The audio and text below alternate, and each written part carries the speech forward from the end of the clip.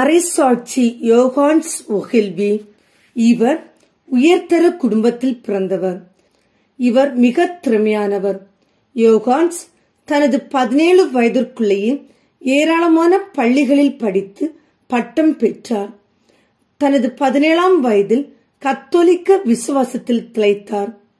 இவர் திருத்தந்தையர்கள் கற்கும் பள்ளியில் சேர்ந்து தனது துறவற பயிற்சிகளை பெற்றார். பின்னர் 1599 இயேசு சபையில் சேர்ந்தார்.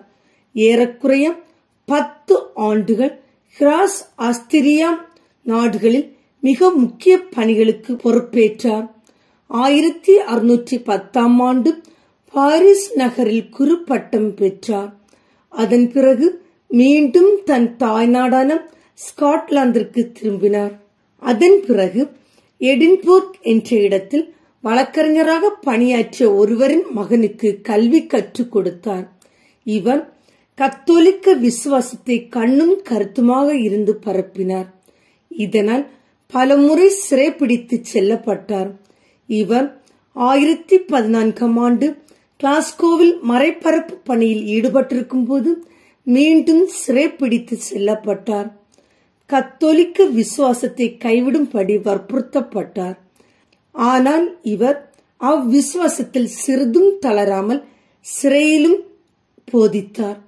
இதனால் இவர் மீது பொய் குற்றம் சுமத்தப்பட்டு இறப்பதற்கு ஆணை பிறப்பிக்கப்பட்டது. அவ்வாணையின் பேரில் இவர் தூக்கிலிடப்பட்டு கொல்லப்பட்டார். இவர் தான் இறக்கும் போது கடவுளை வழிபட்டு விட்டு மரித்தார். தனது இறுதி மூச்சு வரை இறைவன் மீது கொண்ட இறை விசுவாசத்தில் சிறிதும் தளராமல் இறைவனை பற்றி கொண்ட புனித யோகான்ஸை போல நாமும் இறைவன் மீது நம்பிக்கை கொண்டு இறை விசுவாசத்தில் திளைத்து இறை அருளை பெறுவோம். தூய மறைசாட்சி யோகான்ஸ் எங்களுக்காக வேண்டிக் கொள்ளும்.